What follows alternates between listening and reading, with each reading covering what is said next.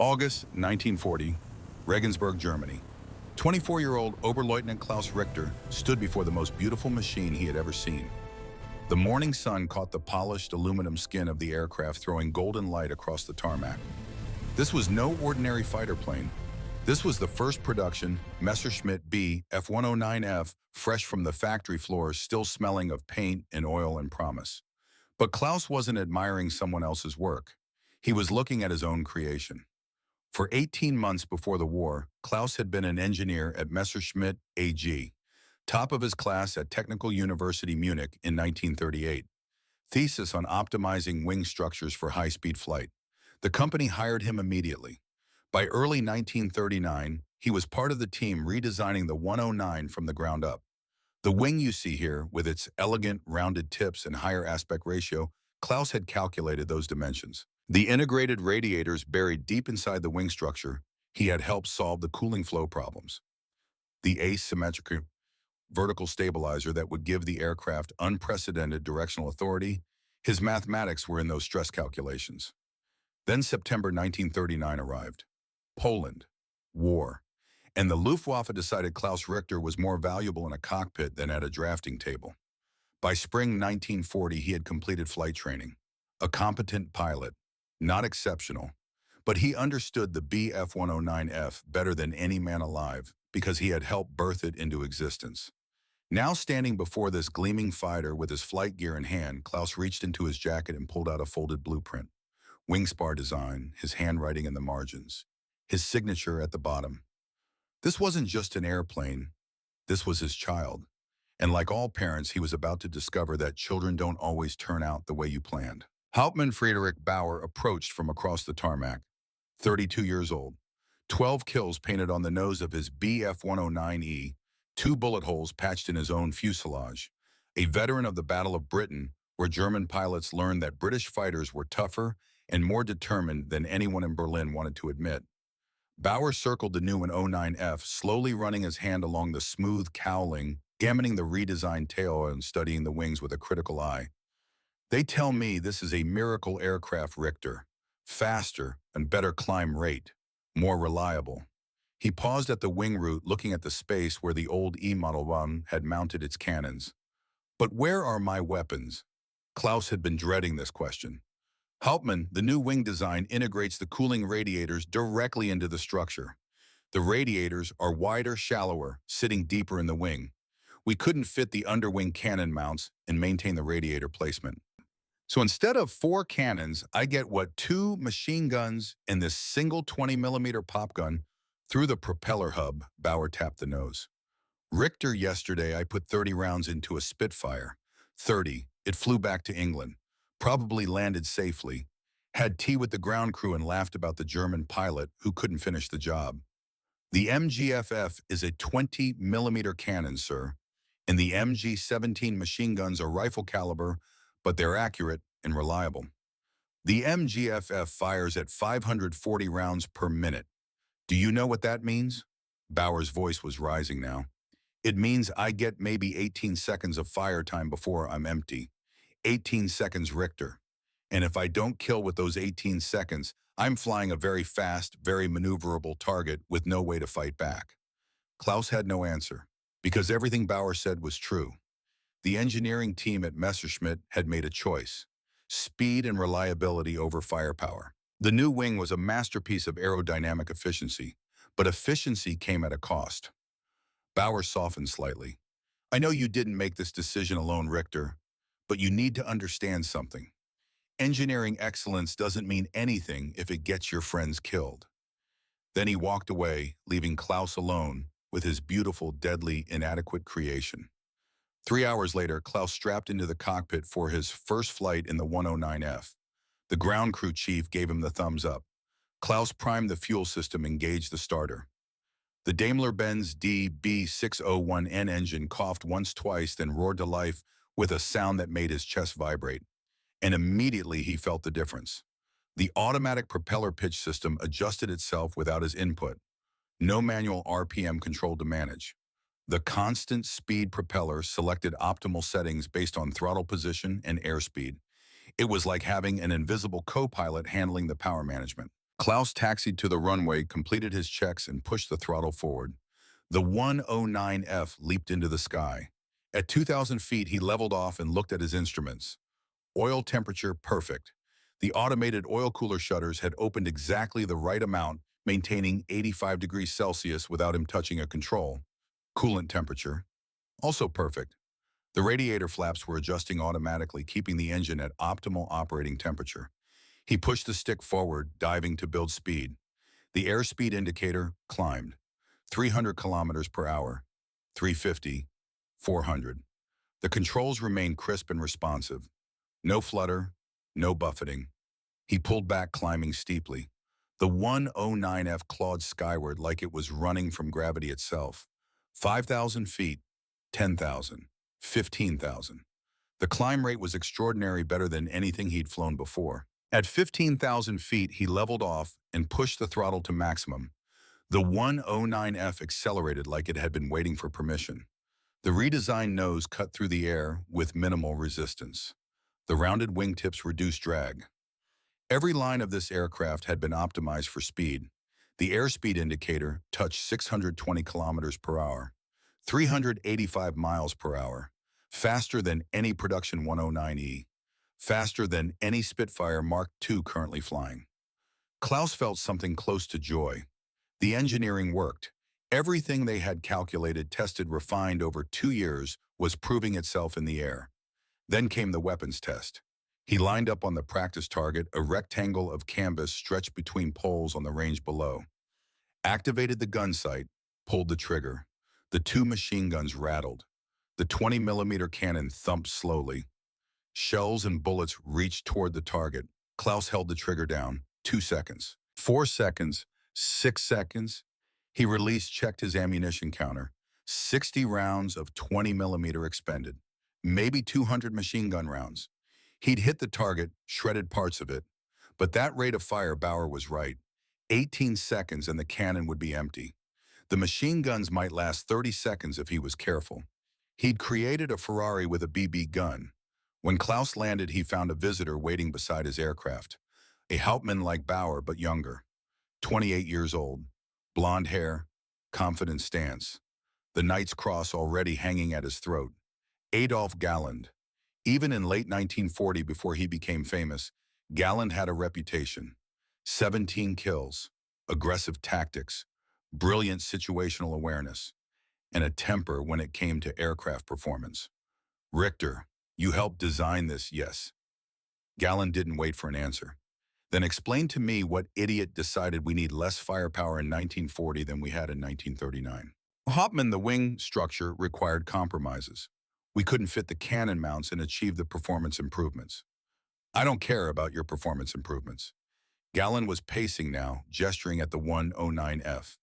Yesterday, I intercepted a Spitfire over Dover. Put 30 rounds of 20-millimeter into it. 30. The Tommy flew home. Today, you're telling me I'll have even less ammunition to work with. The MGFF has 200 rounds. That's enough for multiple engagements if the shooting is precise. Precise.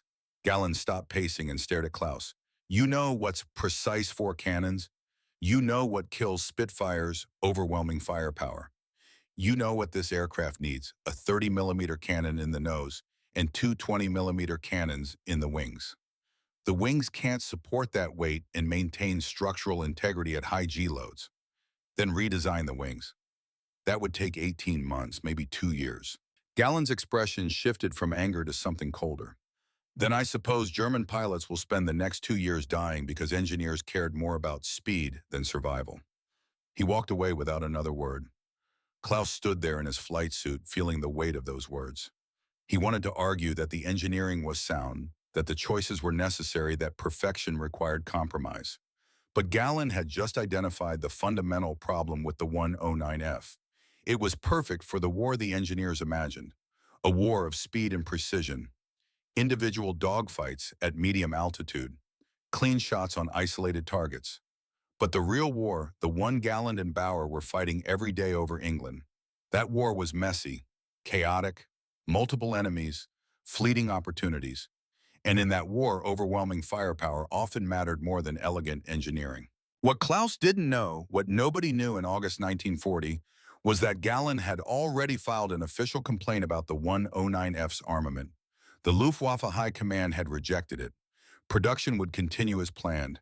The 109F would go to war exactly as designed, perfect and fatally undergunned. October 1940, northern France. Klaus's squadron Jagdgeschwader 2 deployed to an airfield near Calais. Their mission was simple and impossible. Escort bombers attacking England, intercept British fighters, control the skies over the Channel. The Battle of Britain was reaching its desperate peak. The Luftwaffe was losing, not in any single battle. The Germans still won individual engagements, but they were losing the mathematics of attrition. For every Spitfire shot down, Britain built 3 more. For every British pilot killed, 5 more completed training. And the British were fighting over their own territory. Damaged aircraft could limp home. Shot down pilots could parachute to safety and fly again the next day. German pilots had no such advantages. Shot down over England meant capture at best, death at worst. Every mission required flying across the Channel, twice burning fuel, giving British radar time to scramble interceptors. And increasingly, the British fighters were getting better at their jobs. Klaus had logged 15 combat sorties by mid-October. 0 confirmed kills, plenty of hits, damaged aircraft, pilots who probably made it home, but maybe didn't. The ambiguity was maddening. The problem was exactly what Gallon had predicted. Klaus could catch any Spitfire Mark II.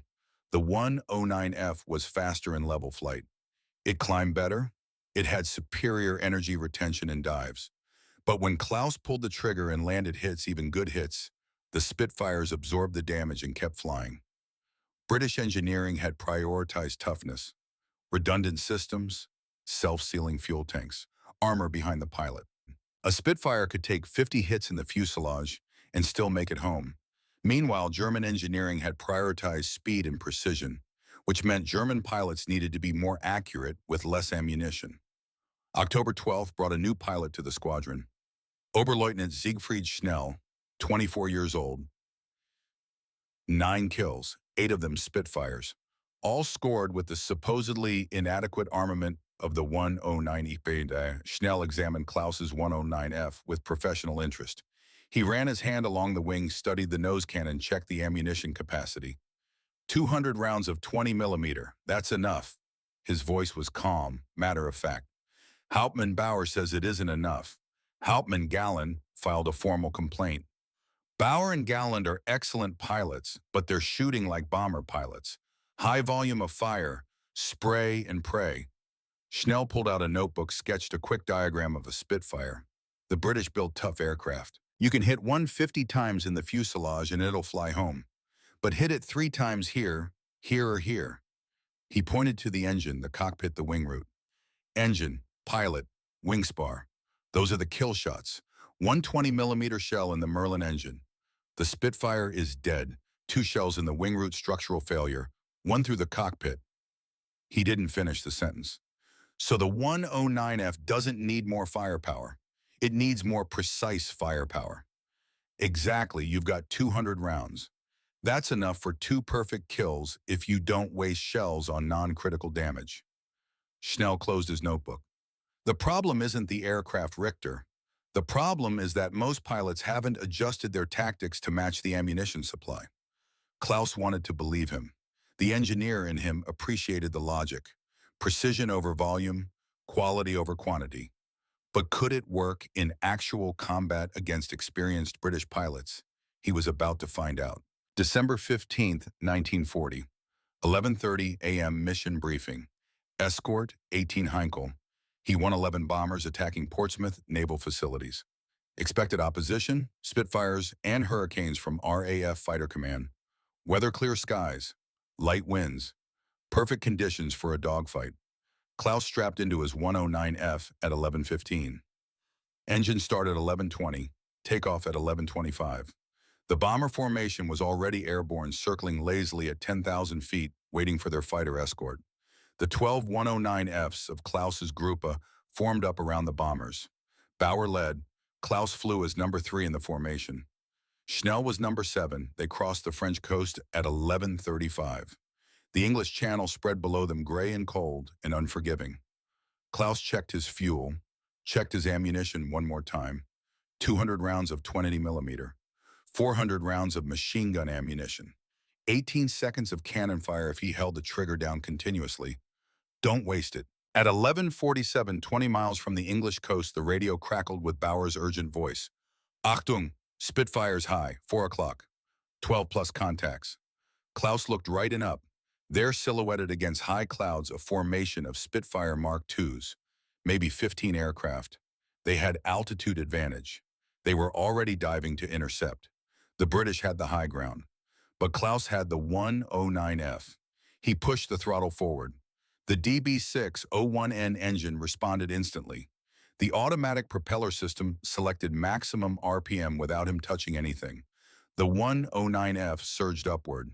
20,000 feet, 22,000, 24,000.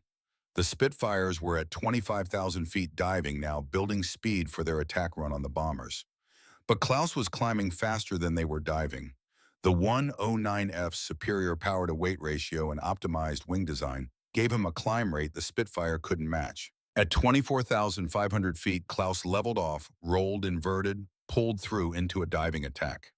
Now he was above the Spitfire formation, diving on them from their 6 o'clock high, exactly where they didn't expect a 109 to be. He selected the trailing Spitfire, a Mark II with the code letters barely visible at this distance. The pilot seemed focused on the bombers below, unaware that death was diving toward him at 400 miles per hour. Klaus remembered Schnell's diagram. Engine, cockpit, wing route. Don't waste ammunition. 800 meters, 600, 400. The Spitfire still hadn't seen him. 300 meters. Klaus centered the gun sight reticle on the Spitfire's engine cowling, led the target slightly to account for deflection, exhaled slowly, squeezed the trigger. The 20 millimeter cannon thumped. The machine guns rattled. Tracers reached forward. The Spitfire's engine cowling erupted in sparks and smoke and flame. Klaus held the trigger for exactly 2 seconds. 8 shells, maybe 50 machine gun rounds. Then he released and broke hard right. Behind him, the Spitfire nosed over. Black smoke poured from the engine. Oil sprayed across the windscreen. The propeller windmilled uselessly. The aircraft fell away into a spiral trailing fire. Klaus didn't see a parachute. He didn't have time to look. 2 more Spitfires had spotted him. They were turning hard, trying to bring their guns to bear. The radio exploded with calls and countercalls. Bauer was engaged with 3 aircraft. Schnell had just shot down a Hurricane. The bomber formation was taking fire, and Klaus was suddenly fighting for his life. The 2 Spitfires split, trying to bracket him. One high, one low, classic scissors maneuver. If Klaus climbed to engage the high one, the low one would have a shot. If he dove for the low one, the high one would catch him. He chose a third option. Klaus rolled the 109F inverted and pulled straight down, diving away from both Spitfires. They followed, but the 109F accelerated faster in the dive. He pulled out at 15,000 feet, reversing hard, climbing back into them. The Spitfires were still diving, committed to their attack run. They had too much speed to pull out quickly. By the time they leveled off, Klaus was above them again. This time he had perfect position on the wing Spitfire. Range 300 meters. Deflection minimal. Engine cockpit wing route. He fired. 1 second burst. 4 shells. 20 machine gun rounds. 3 of the cannon shells hit the Spitfire's wing route right where the wing joined the fuselage. At 400 miles per hour, the sudden stress was too much. The wing folded. The Spitfire tumbled sideways, shedding pieces, breaking apart in midair. 2 kills, 12 seconds of ammunition, 188 rounds remaining. The battle raged for another 6 minutes. Klaus made 3 more firing passes, but held his fire each time. The shots weren't clean, the angles were wrong. Firing would have wasted ammunition without guarantee of a kill. At 11:58, Bauer's voice cut through the radio chatter. All aircraft break off. Return to base. Bombers have dropped and are heading home. Klaus turned west, scanning for threats, checking his fuel. And that's when he saw it. 3 Spitfires had Bauer in a scissors. Bauer's aircraft was trailing smoke from the left radiator. He was losing coolant, losing speed, losing altitude. The Spitfires were closing for the kill. Klaus had maybe 180 rounds left. Fuel was low but adequate. He was 6 kilometers from Bauer. The Spitfires hadn't seen him yet. He could run for France, save his fuel, save his ammunition, land safely and claim his 2 kills. Or he could try to save Bauer's life. The choice took maybe half a second. Klaus pushed the throttle forward and dove toward the fight. Klaus Richter dove towards the fight at 400 miles per hour. 3 Spitfires had a Friedrich Bauer trapped in a deadly scissors maneuver. Bauer's 109F leaked coolant from the left radiator, leaving a white trail across the winter sky like a chalk line marking his path to death. The Spitfires were good. They worked as a team, one high, one low, one behind. Every time Bauer tried to break one way, another Spitfire was waiting. They were patient, professional. They knew the wounded 109 couldn't run forever. Klaus checked his ammunition. 188 rounds of 20 millimeter. Maybe 300 machine gun rounds. Enough for 1 kill if he was perfect. Maybe enough for 2 if he was lucky, and the gods of war were generous. He wasn't feeling lucky, but Bauer had saved his life during training, had vouched for him when the squadron commander questioned whether an engineer could handle combat flying, had taught him how to lead a deflection shot, how to judge distance without instruments, how to survive when the fuel gauge was touching empty and home was still 50 kilometers away. So Klaus pushed the throttle past the detent into emergency power and dove into 3-against-1 odds with less ammunition than a cautious pilot would want. The trailing Spitfire saw him first. The British pilot broke hard left, abandoning the attack on Bauer to deal with this new threat diving from above. Good tactics, but it created a gap. Klaus didn't fire. Not yet. He dove past the braking Spitfire, extended away, then pulled up hard. The 109F's superior climb rate carried him back to altitude faster than the Spitfire could reverse. Now he was between the British fighters and Bauer. The high Spitfire came at him head-on, closing speed maybe 700 miles per hour. Both aircraft firing. This was the most dangerous attack in fighter combat. Head-on passes gave both pilots fleeting chances at a kill. Miss and you lived. Hit, and both of you might die in the collision.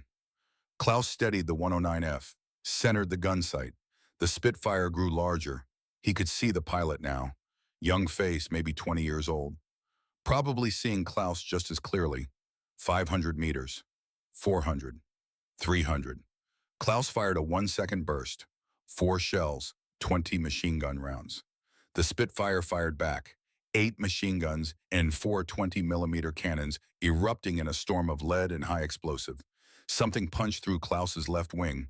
Another round cracked the canopy. A third sparked off the engine cowling. But Klaus's shells walked up the Spitfire's nose and into the engine. Coolant sprayed. The Merlin engine seized. The propeller stopped dead. Both aircraft broke at the last second. Klaus felt the Spitfire's slipstream buffet his canopy as they passed, within meters of each other. The Spitfire nosed over, powerless, gliding toward the channel. Klaus didn't watch. The other 2 Spitfires were still hunting. His radio crackled. Bauer's voice strained but steady. "Richter, my coolant is gone. Engine temperature critical. I'm heading for the coast. Don't wait for me." Klaus looked at his own instruments. The hits he'd taken had damaged his left radiator. Not as bad as Bauer, but coolant was leaking, temperature rising. 100 degrees, 105. And then he remembered something Otto Weber had shown him. The 109 degrees Fahrenheit had a feature the older E model lacked, the ability to isolate one radiator. If one was damaged, you could shut off coolant flow to that side and run on the remaining radiator alone. Reduced cooling capacity, higher temperatures, but it kept all your coolant from draining out through a bullet hole. Klaus reached for the coolant isolation valve. His hand was shaking. Adrenaline or fear or both. He twisted the valve, closing off the damaged left radiator. The temperature stopped climbing, held at 108 degrees, just under the combat emergency limit of 110. The 109F's automated systems took over. The radiator flaps on the right side opened wider. The oil cooler adjusted. The engine kept running. On the right side of his cockpit, a small metal plate was riveted to the frame. Klaus had never noticed it before. Now he read the words stamped into the aluminum. Messerschmitt, A.G. Regensburg, work number 5347, Inspector K. Richter, his inspector stamp. From when he'd worked in the factory, he had personally inspected this airframe during construction, had signed off on the radiator installation, had verified the coolant isolation system was properly installed. He had built the system that was now saving his life. Behind him, the last two Spitfires broke off. They were low on fuel, low on ammunition, and their teammate was ditching in the channel. No profit in chasing two damaged 109s back to France. Klaus and Bauer flew home in formation. Neither spoke on the radio. They crossed the French coast at 3,000 feet, landed at Calais with coolant temperatures in the red and fuel tanks showing empty. Otto Weber met them on the tarmac, took one look at the damage and shook his head. Herr Hauptmann, your aircraft needs a new radiator, new coolant lines, and about 16 hours of work.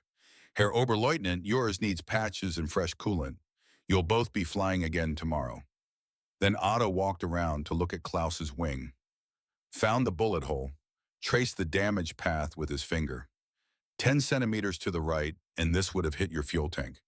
10 centimeters left, and it would have severed your aileron control cable. But it hit empty wing structure. Clean through, no critical damage. He looked at Klaus with an expression that wasn't quite a smile. The 109F has very efficient wing structure. Yes, not much wasted space. Not many places a bullet can pass through without hitting something important. You were lucky, Herr Oberleutnant, very lucky. Klaus thought about luck, about the bullet that missed his fuel tank by 10 centimeters, about the coolant isolation valve that worked exactly as designed, about diving into 3 Spitfires with 188 rounds and coming home alive. Maybe it was luck, or maybe the engineering was good enough that luck had less room to kill you. That night, Klaus wrote a letter to his parents in Munich. He told them about the 109F, about its speed and climb rate and automated systems. He didn't tell them about the combat or the fear or the Spitfire pilot's face in the instant before they fired at each other head-on. He wrote about the plane like an engineer describing a successful test program, clean technical prose, data and performance figures. Nothing about the human cost of discovering whether the engineering actually worked. His mother saved that letter. Decades later, Klaus would read it again and barely recognize the young man who wrote it, the one who still believed engineering excellence could somehow stay separate from the act of killing. December 1940 bled into January 1941.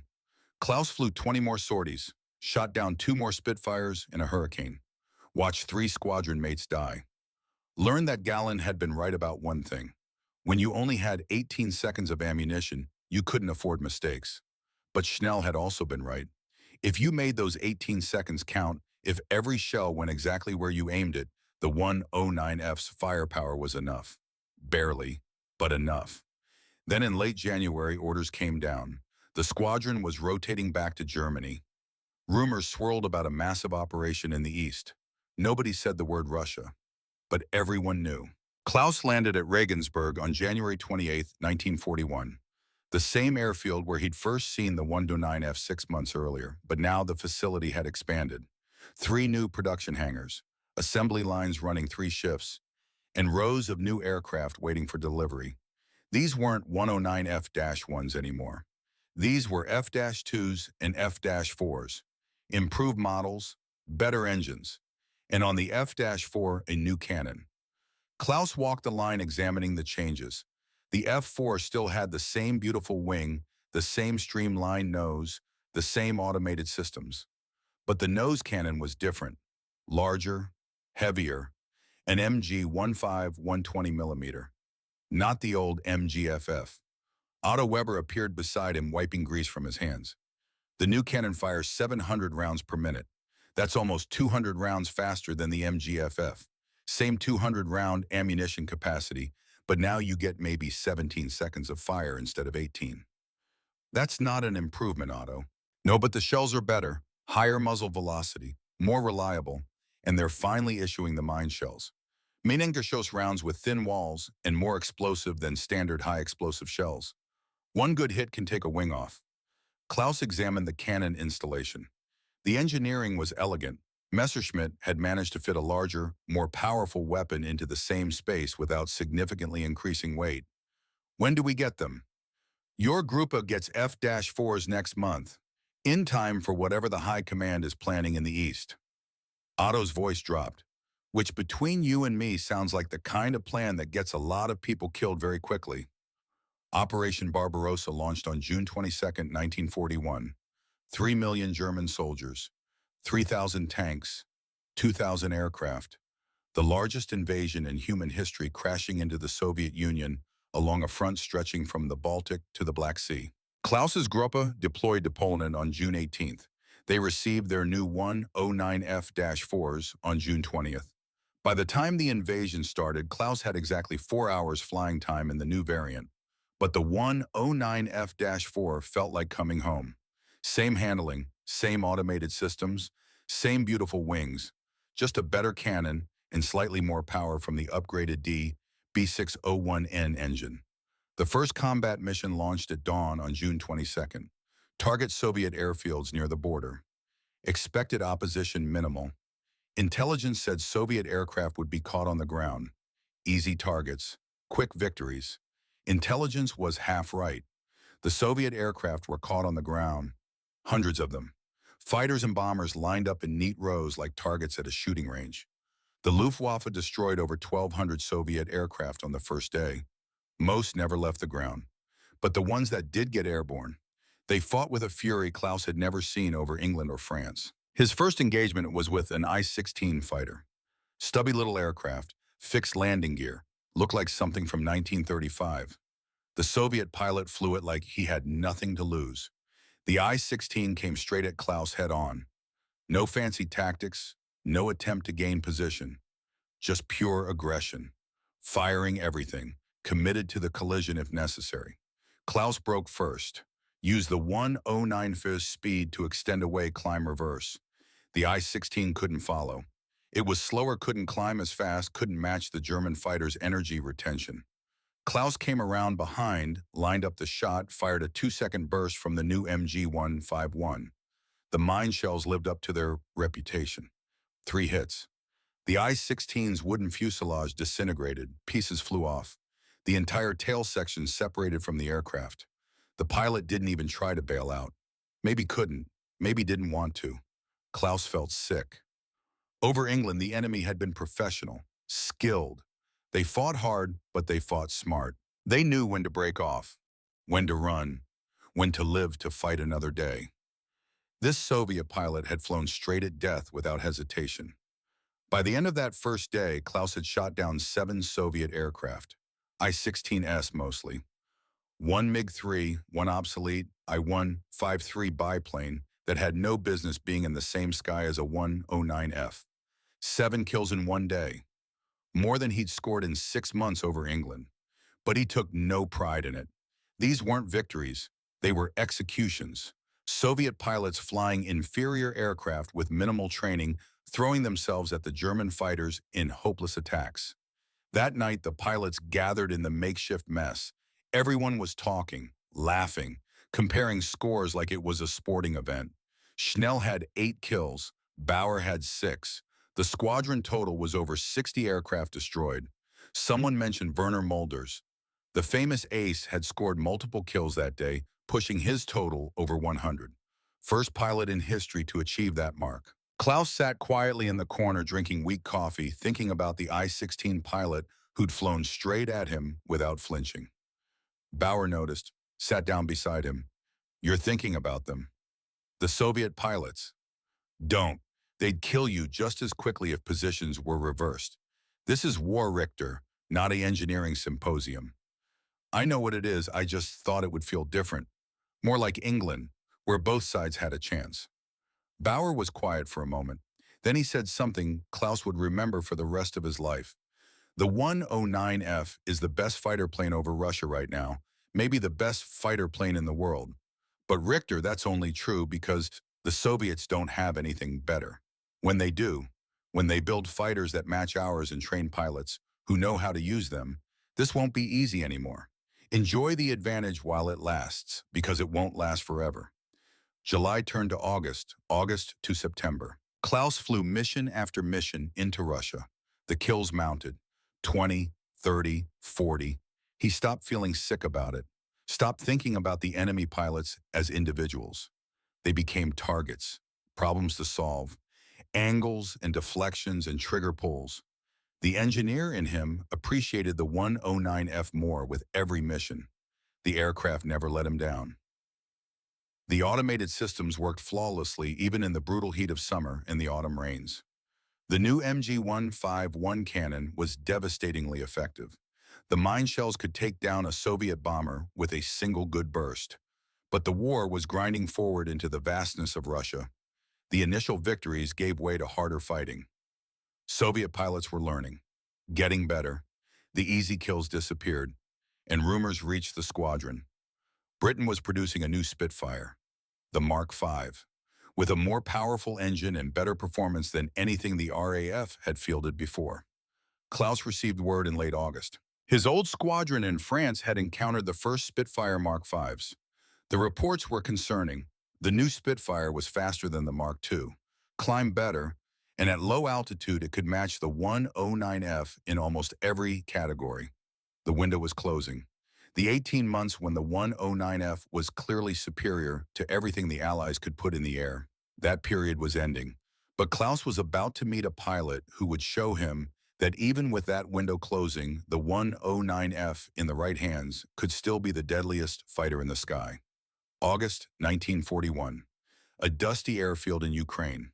A young lieutenant arrived, 21 years old, blonde, handsome, confident to the point of arrogance.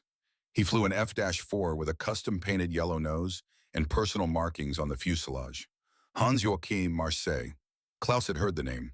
Marseille had a reputation, not all of it good, undisciplined, flashy, prone to ignoring orders, but also incredibly talented.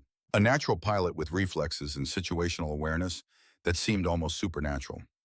Marseille had been flying in France but requested transfer to North Africa. He'd stopped in Ukraine to observe Russian front tactics before heading south. That evening, Klaus found Marseille examining one of the squadron's 109 F-4s. The young pilot was making notes in a small leather journal, sketching diagrams. Lieutenant Marseille, the young man looked up, smiled. Richter, I've heard about you. The engineer pilot, 43 kills. Not bad. You're heading to Africa. Libya, yes, the British are tough there, professional, well-trained, much harder opponents than the Soviets. He said it matter-of-factly without malice. Just an observation. The 109F's firepower. You don't find it limiting? Marseille laughed. Everyone asked me that. Galland asked. Mulders asked. Every pilot who thinks more guns equals more kills. He opened his journal, showed Klaus a page of calculations. I've worked out the mathematics. The MG-151 with mine shells needs an average of 3.2 hits to destroy a fighter. I have 200 rounds. That's theoretically 62.5 trigger pulls at optimal fire duration. But practically, I can get 10 to 12 kills per mission if every shot is perfect.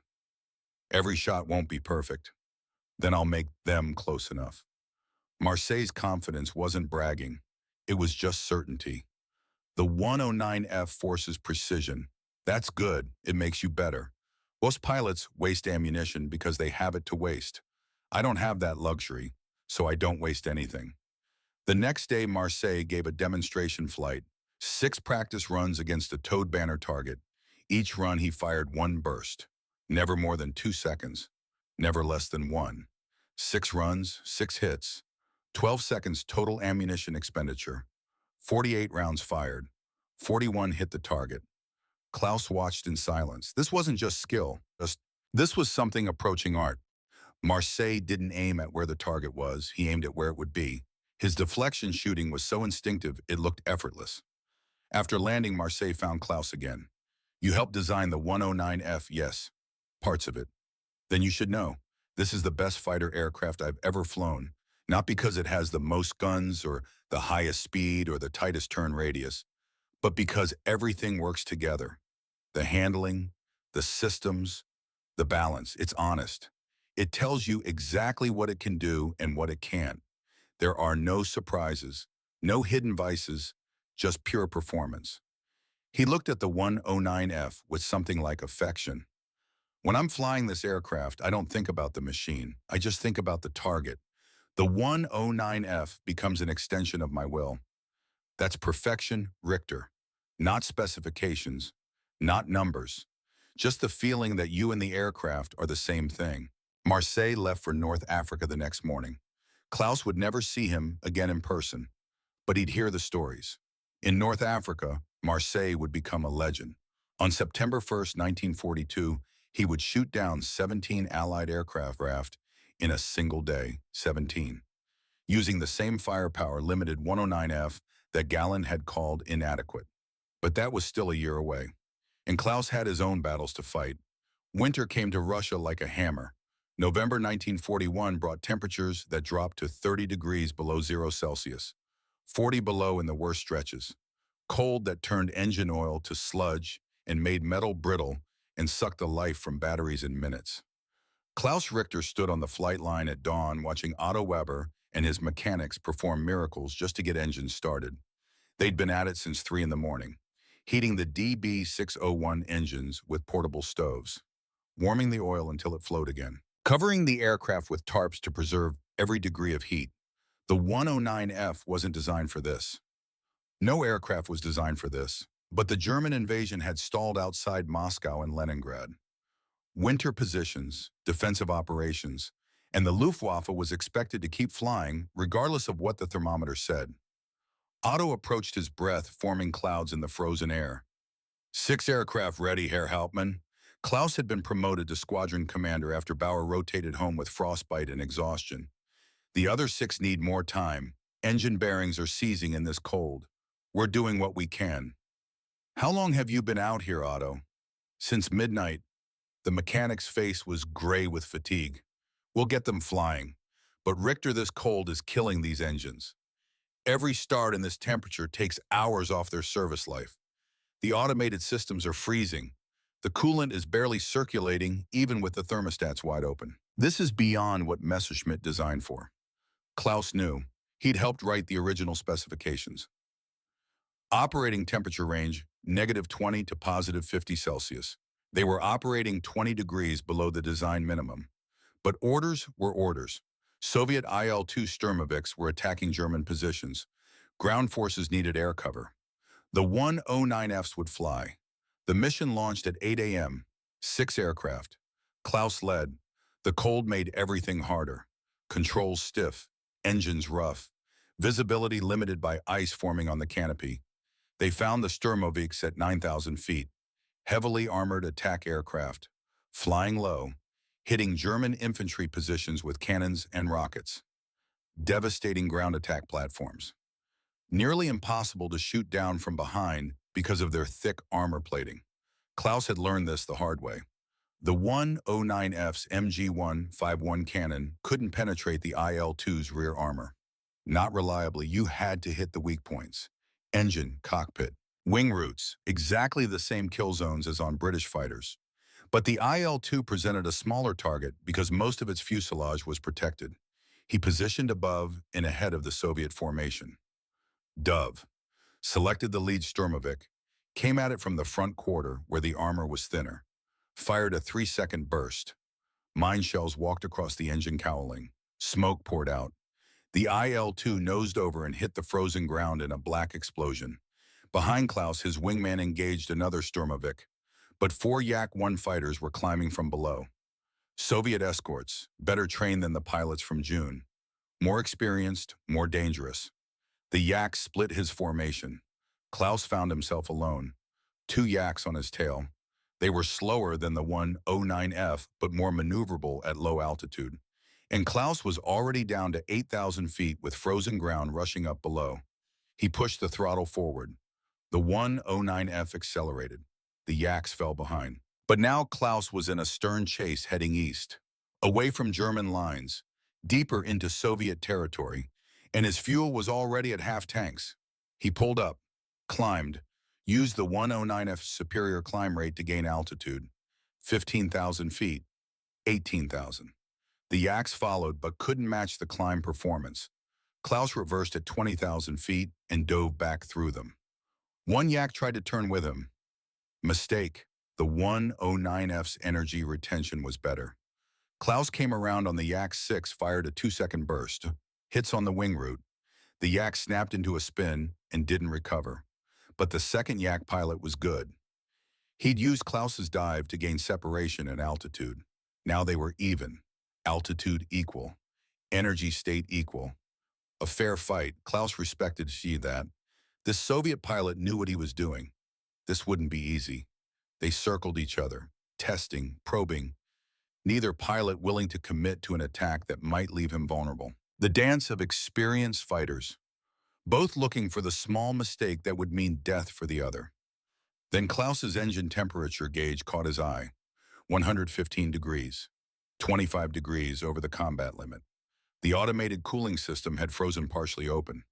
The radiator was overcooling at altitude, but the thermostatic control couldn't compensate properly in the extreme cold. He had maybe 2 minutes before the engine seized from thermal stress. Klaus broke off, dove for the deck. The Yak followed, but Klaus wasn't running. He was using gravity to build speed. At 5,000 feet, he pulled out hard, 7G turn, climbed vertical, rolled inverted at the top. The Yak tried to follow. Couldn't. Stalled. Fell away. Klaus completed the roll, came out, pointed at the Yak, fired. The Soviet fighter was hanging on its propeller, defenseless, moving maybe 50 miles per hour. Klaus's shells tore it apart. He didn't watch it fall. Turned west. Headed for German lines at full throttle. Engine temperature still climbing. 120 degrees. 125. At 130 degrees, something in the DB601 cracked. Coolant sprayed across the windscreen. Temperature spiked to 140, then 150. Klaus throttled back, reduced power to idle. The 109F became a glider. 10,000 feet of altitude, maybe 15 kilometers to German lines. The mathematics were close. He trimmed for best glide speed, adjusted the propeller to minimum drag, used every trick Otto had taught him about nursing a damaged aircraft home. At 2,000 feet, he crossed the front line. German troops below saw him, pointed, some waved. They probably thought he was showboating, flying low to say hello. At 500 feet, Klaus spotted a frozen field. Flat enough? Long enough? Maybe. He touched down at 90 miles per hour. The 109F skidded across ice and frozen earth. The tailwheel caught in a rut. The aircraft spun. Klaus's head cracked against the canopy frame. His vision went white with pain. When his vision cleared, the 109F was sitting crooked in the middle of a field. Nose down, tail up, left wing touching the ground, but intact. And Klaus was alive. German soldiers reached him 10 minutes later, pulled him from the cockpit. One of them, a young Gefreiter, maybe 19 years old, stared at the 109F with something like reverence. "Herr Hauptmann, you flew that all the way back with a dead engine." Klaus touched his forehead. His hand came away bloody. "The aircraft flew itself. I just steered." They evacuated him to a field hospital. Minor concussion, cut on his forehead, bruised ribs. He'd be fine in a week. But the 109F Otto examined it 3 days later. The engine was destroyed. Cracked cylinder head, warped block, seized bearings. The airframe was salvageable but would need extensive repairs. Weeks of work in a field workshop that barely had heat or proper tools. "This aircraft is done," Otto said. "We'll strip it for parts and use them to keep the others flying." Klaus felt something unexpected. Grief. This particular 109F work number 8243 had been his aircraft since August. He'd flown 42 combat missions in it, scored 16 kills. It had brought him home every time. Even when it should have killed him, it had found a way to keep flying just long enough. And now it was scrap metal. Otto saw the expression on Klaus's face. "Aircraft are tools, Herr Hauptmann. They wear out, break, get replaced. Don't mourn them. Mourn the pilots who don't come back." Sound advice. But Klaus mourned anyway. On November 22, 1941, news reached the squadron. Werner Mulders was dead, not killed in combat, killed in a stupid accident. He'd been a passenger on a Heinkel Head 111 bomber. The aircraft crashed in bad weather. Mulders, the first pilot to reach 100 kills, the hero of Germany, died in a transport plane crash. Klaus sat in his quarters that night thinking about Mulders, thinking about the I-16 pilot who'd flown straight at him without flinching, thinking about the randomness of death and war. Skill mattered, experience mattered, but sometimes you just drew the wrong card, and that was that. December brought new aircraft, not 109 F-4s. These were different. Klaus walked the flight line examining the new arrivals. They looked like 109Fs, same basic shape, same beautiful wings, but the engine cowling was slightly different, larger, and the designation painted on the tail was different. BF109 G-2, the G model, the replacement for the F. Otto was already inspecting one, making notes in his maintenance log. "What's different?" Klaus asked. "Engine, D B605A instead of the 601. Bigger displacement, more power. Supposed to make 1,800 horsepower." Otto's tone was skeptical, but they've restricted it to 1475 for now. Reliability problems, bearing failures, overheating. The engine isn't ready, but they're producing it anyway. So it makes less power than the F-4 with the upgraded 601E. About the same, maybe a bit more, but look at this. Otto pointed to the wings, the fuselage. They've added armor, more protection for the pilot, heavier radio equipment, stronger landing gear to handle the increased weight.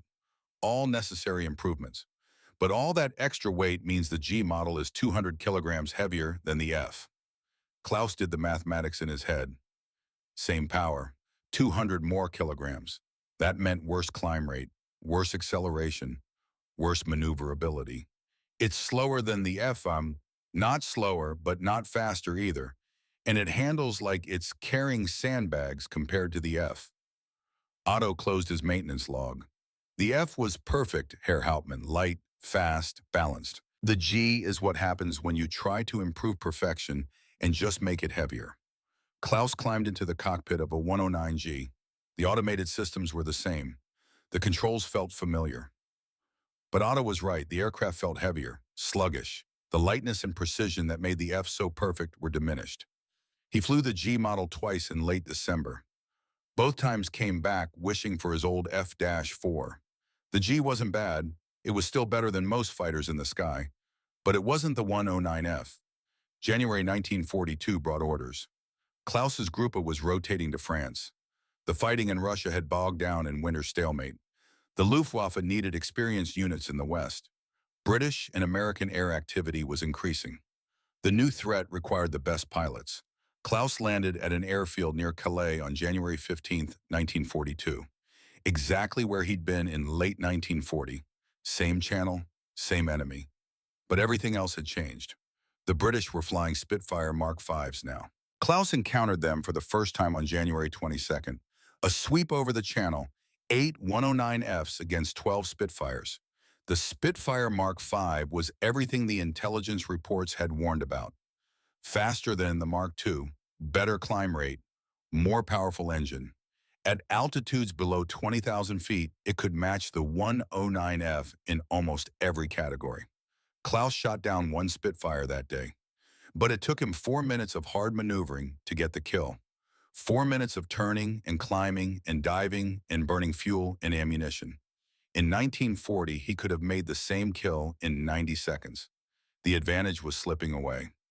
February brought something new. An experimental 109F arrived at the airfield. This one had a modified DB601E engine cleared to run at higher boost pressure, 1.4 ATA instead of 1.3. The result, 1,350 horsepower instead of 1,200. Klaus Tess flew it on February 8th. The extra power was noticeable. Better acceleration, better climb rate. The 109F felt alive again, fast and eager and dangerous. But this was the last gasp. By March 1942, Messerschmitt was phasing out 109F production. The G model was taking over, and Klaus was being assigned to test the new variant and provide feedback. He flew the 109G extensively through March and April, wrote detailed reports. The G model had advantages: better pilot protection, stronger airframe, more weapon mounting options. But it had lost the 109F's perfect balance. That magical combination of speed and climb rate and handling that made the F the best fighter of 1941. In April, Klaus was ordered to Berlin, to Luftwaffe headquarters, to meet with Adolf Galland. Galland was a general now, in charge of fighter operations for the entire Luftwaffe. He sat behind a massive desk in an office that smelled of cigar smoke and looked tired in a way that had nothing to do with lack of sleep. Richter, sit. Klaus sat. I've read your reports on the G model. You don't like it. It's not that I don't like it, Herr General. It's just not as good as the F. I know. Galland lit a cigar, blew smoke at the ceiling. I've been saying that for months. But we don't have a choice. The Americans are coming. Their fighters have two-stage superchargers. They fight well at 25,000 feet, 30,000 feet. The F can't operate effectively at those altitudes. We need the G model's more powerful engine, even if it's not ready, even if it's heavier and slower and less pleasant to fly. He stared at Klaus across the desk. The 109F was perfect for 1941, but the war has changed. The F can't fight American bombers at altitude, can't carry enough ammunition to bring down a B-17, can't mount heavy enough weapons without external pylons that destroy its performance. The G model is a compromise, but it's the compromise we need. Sir, if we just kept developing the F, upgraded the engine properly, taken time to do it right. We don't have time, Richter. That's the problem. Germany is fighting the entire world now. We needed a better fighter yesterday. The G model is what we can produce now. It's not perfect, but perfect is the enemy of good enough. And right now, good enough is all we can afford. Galland stubbed out his cigar. I'm assigning you to test pilot duties. Rechlin facility. You'll help develop improvements for the G and K models. Work on the jet program if we can ever get engines that don't explode. Your combat days are over. You've got 48 kills. That's enough. Klaus started to protest. That's an order, Hauptmann.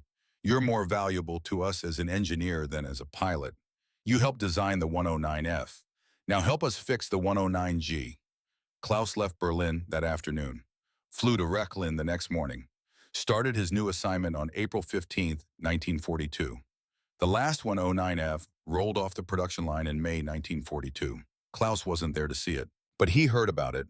Work number somewhere in the 13,000s, delivered to a unit in North Africa, where Hans-Joachim Marseille was becoming a legend. Marseille would fly the 109F until September 30th, 1942. That day his engine would catch fire, cockpit filling with smoke. He'd bail out at low altitude. His body would hit the tailplane, killed instantly. 158 victories, all but a handful scored in the supposedly inadequate 109F. Klaus learned about Marseille's death in early October. Felt something break inside. Marseille had understood, had known that the 109F wasn't inadequate, wasn't undergunned, wasn't flawed. It just demanded precision, rewarded skill, punished waste. In the right hands, it had been perfect. Klaus spent 1943 and 1944 at Rechlin, testing variants of the 109G and K, working on the Me-262 jet, watching Germany lose the war in slow motion. The 109G got better, more power, better weapons, improved systems, but it never recaptured the 109F's magic. By late 1944, American P-51 Mustangs were escorting bombers all the way to Berlin. Soviet Yak-3s and La-5s were matching German fighters in the east. The technological advantage was gone. Germany was losing pilots faster than they could be replaced. The war ended in May 1945. Klaus survived, returned to Munich, found his family's house damaged but standing, his parents alive, his city in ruins. He never flew again. Worked as an engineer for various companies, designed industrial equipment, taught at Technical University Munich, lived quietly, never talked much about the war. But in his workshop at home, he kept a few items: a propeller spinner from a 109F, recovered from a scrapyard, a gun sight assembly, a small aluminum plate with his inspector stamp, reminders of 18 months when he'd flown the perfect fighter. In the 1970s, a young aviation historian found Klaus, asked for an interview. Klaus was 70 years old by then, gray hair, reading glasses, hands that still moved precisely when explaining engineering concepts. The historian asked the question everyone asked: which was the best fighter of World War II, the Mustang, the Spitfire, The 109G. Klaus smiled, walked to his workshop, came back with the propeller spinner, set it on the table between them. Messerschmitt B F109F. Not because it was the fastest or the most heavily armed or the most produced, but because for 18 months from late 1940 to early 1942, it was exactly what it needed to be. Perfect balance, perfect handling, perfect harmony between pilot and machine.